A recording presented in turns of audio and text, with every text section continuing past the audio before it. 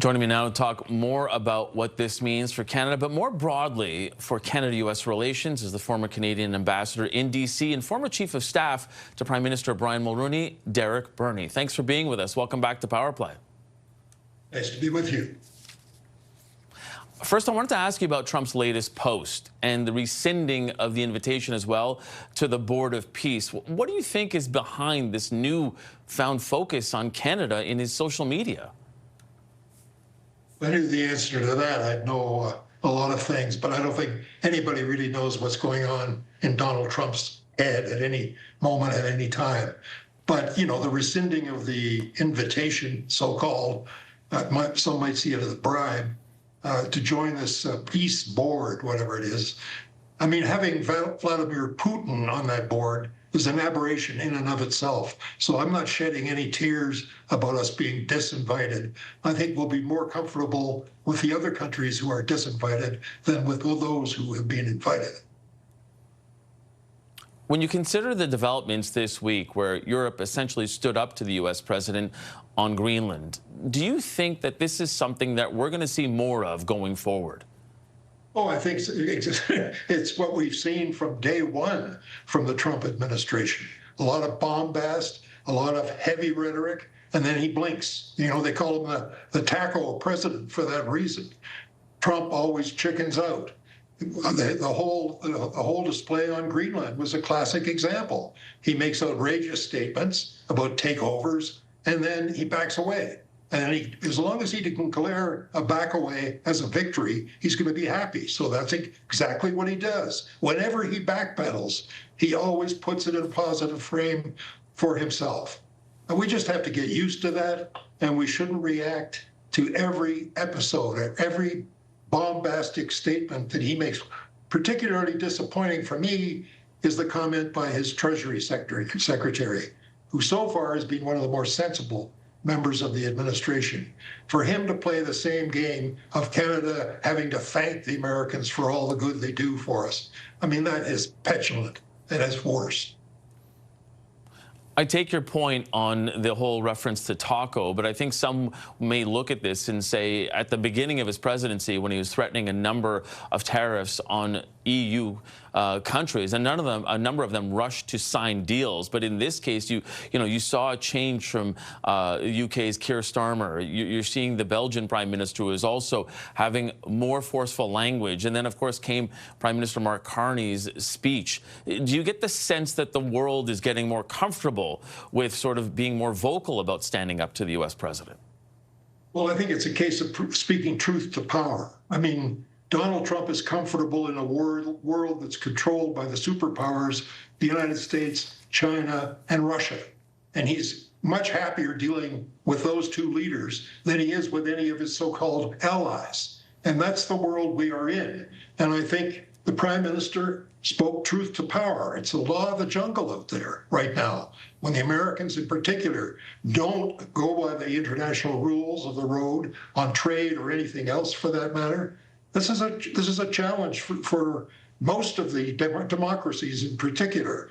And Canada, we have a right to be standing firm. We have a right to be saying, you know, Canada, we don't exist because of the United States. We thrive because we're Canadian. That's a good line. That's a good line in response to the bombast coming out of Washington, which is very disappointing, not just to me, to a lot of Americans who I know and don't like what's going on. I'm wondering how much of this do you think is going to spill over into the rest of the United States? Because you recently wrote in a piece for Policy magazine that Republicans are concerned that Trump isn't really focused on domestic issues at this time. So do you think that this could become more problematic for Trump as the midterms approach? Well, I think the polls are already indicating that. His polls are going down as fast as his rhetoric is heating up. My concern, though, is the absence of strong statements by American executives who are involved with Canada on the trade front. it's been disappointing to me that they haven't been more outspoken. But they've been kowtowed by the president. They're reluctant to take a stand because they know how he will react. He will react in the same petulant manner as he's reacting to statements by our prime minister.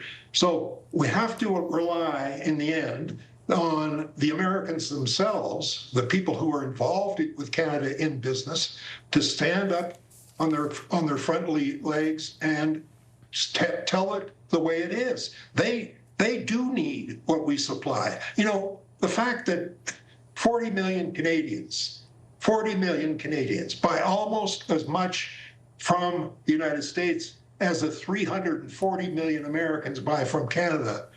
I mean, how does that demonstrate that Canada is taking advantage of the United States? That's how childish some of this rhetoric is. It makes no sense. Businessmen and bankers know it makes no sense. Politicians should know it too. But the politicians, they're a little quiet too. Some of them are showing some. I mean, the Greenland episode woke up even some Republicans. So I think the road ahead for Mr. Trump at home is going to be more choppy than smooth. And the midterm elections come November could have some shocking news to him, more than rhetoric from Davos. But when do you think that moment comes, when you were talking about some of the U.S. executives? And I wonder that because we did see around the entire Greenland issue that there were huge fluctuations in the U.S. markets. And that is usually what gets Donald Trump's attention. They did pick up again after the whole issue with Greenland was semi-settled, I would say. But do you think that there has to be a more pivotal moment for some of these American executives to go and have that word with Donald Trump, or at least send the message in some way?